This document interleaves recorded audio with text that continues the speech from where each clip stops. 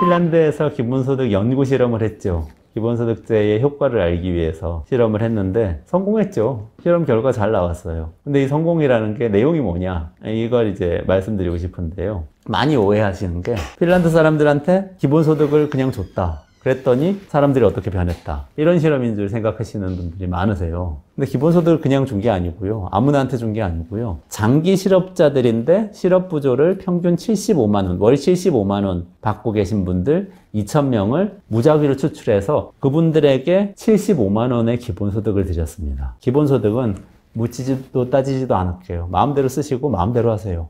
이렇게 준 거예요. 당근 정책을 쓴 겁니다. 이렇게 2년 동안 해봤더니 어떻게 됐을까요? 만족도는 기본소득 그룹이 훨씬 높았어요. 그리고 나 앞으로 일자리 얻을 수 있다는 자신감도 충만. 그리고 이 기본소득 그룹에 있는 사람들은 경제적으로 안정돼 있다, 이런 대답도 굉장히 많이 나왔어요. 이쪽 채찍 그룹에 비해서 당근 그룹이 심리적으로는 다 좋은 겁니다. 그런데 취업 일수를 봤더니 취업 일수는 딱 6일 차이 납니다. 연간 6일. 채찍 그룹은, 실업 부조 그룹은 73일. 당근 그룹, 기본소득 그룹은 평균 79일. 6일 차이가 나요.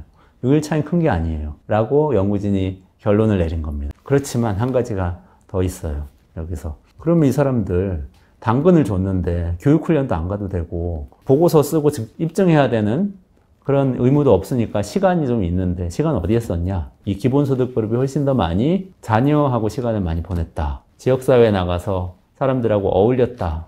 자원활동을 했다. 이런 대답이 좀 더 나왔다고 합니다. 그게 이 연구의 결과예요. 요약하자면 똑같은 돈을 주는데 엄격한 기준을 정해서 전통적인 방식으로 지급했을 때하고 자유롭게 써라라고 지급했을 때하고 비교해 보니까 자유롭게 쓰라고 했을 때가 훨씬 더 만족도가 높았다. 그렇지만 자유롭게 쓰라고 한다고 해서 취업을 더 많이 하는 건 아니고 돈을 벌기 위해서 나가는 건 아닌데 돈 안 되는 보람있고 즐거운 일을 조금 더 하려고 한다. 이게 이제 연구의 결론이죠. 이 자유로운 그룹이 바로 기본소득 그룹이죠.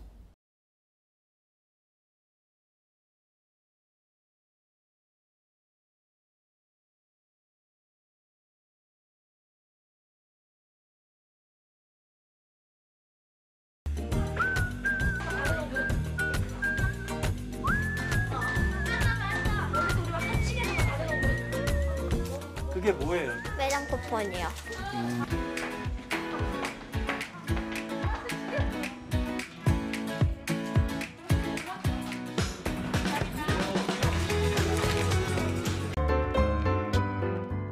가난한 아이들도 있고 용돈을 못 받는 아이가 있어요. 그런 아이들은 여기를 매점을 못 이용하죠. 그게 되게 안쓰러웠어요. 어느 정도는 모두가 기본적인 소비를 할 수 있는 권리를 마련해 주자. 어린이 기본소득을 생각했고 이 제도에 동의하신 분이 기탁금을 보내주셔가지고 네, 저희가 그 실험을 바로 시작할 수 있게 됐습니다.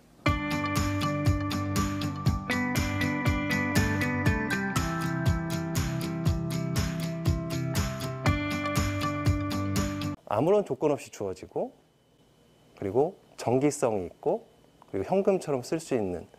근데 기본소득 생기고 나서는 아이들도 이제 당당하게 과자 하나 사 먹는 것도 엄청 행복해 하더라고요.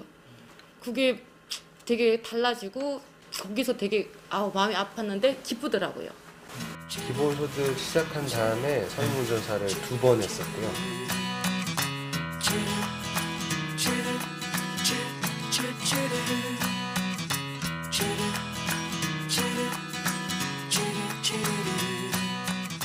아까 학교가 또는 어른들이 본인들의 이런 학교 생활을 지지해주고 있다는 그런 부분에서 안정감을 조금 찾은 것 같고, 기본소득으로 인해 학교에 오는 것이 더 즐거워졌습니다.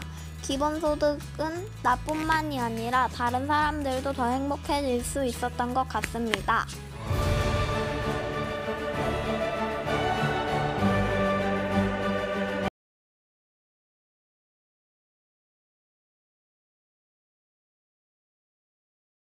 신청을 하긴 했었는데 이렇게 뽑힐 줄은 몰랐었죠.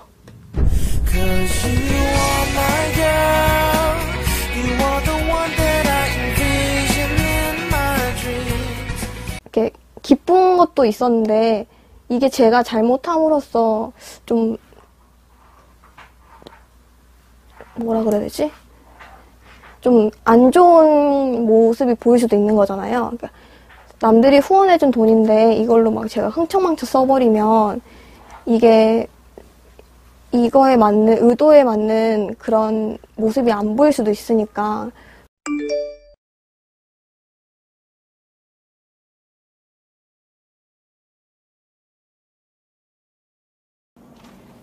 갈비 이런 거 먹었어요. 마트 가서 딸기 같은 거 사왔을 때 동생이 이제 딸기도 사 먹냐면서 교통비도 많이 늘었어요. 영양제도 샀어요. 몇 시에 일어나요? 저 5시 반에서 6시? 버스에서 거의 기절하는 편이에요.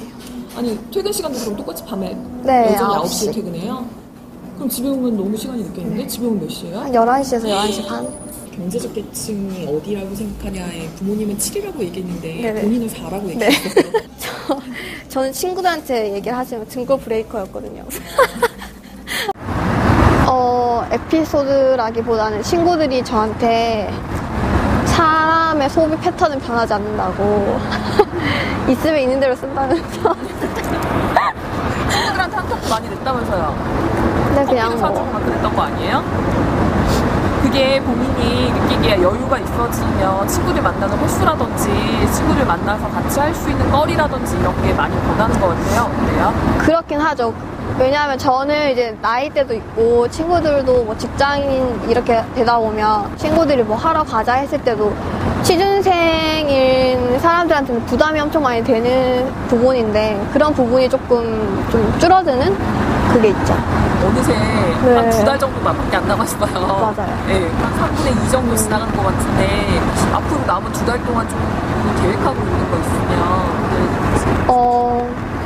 우선은 학교 생활하는 데에서 조금 더 불편함 없게 뭐 교통비나 뭐 이런 거 그리고 부모님한테 좀 부담을 덜 드리는 게 제 목표인 것 같아요. 이어서도 얘기하면 그런 비유를 들거든요. 타이타닉 호가 침몰할 때도 구명보트를 태우는 순서가 있다. 네. 복지는 그렇게 우선적으로 사회적 약자부터 줘야 되는 거 아니냐고 얘기하거든요. 네네. 그러니까 저는 제가 전혀 그런 쪽에 속하지 않는다고 생각을 하고 살아왔었는데 이 기본소득을 받으면서 그러니까 저도 되게 부족함 없이 살았다고 했는데 이걸 받음으로써 좀 더 삶의 여유랑 질이 좀 향상된 걸 느꼈으니까 사람들도 중산층이라고 하더라도 요즘에는 중산층이 많이 사라지는 상태잖아요. 그러니까 이런 제도를 많이 드림으로 해서 조금 사람들이 좀 더 삶의 질이 향상되는 그런 뭐라 그래야 되지? 복지국가? 이런 게 좀 됐으면 좋겠다는 바람이 있죠.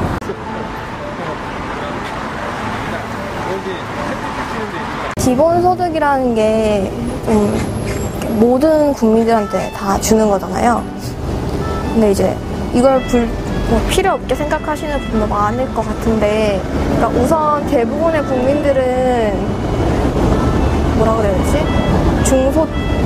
중소득층이다 보니까 어쨌든 모든 사람들이 이제 돈에 조금 많이 부담감을 가지고 이렇게 하는데 나라에서 조금씩 지원을 해주면 그분들도 이제 조금 돈에 대한 부담감도 많이 줄어들고 자신의 삶을 좀 즐기게 될 것 같은 계기는 될 것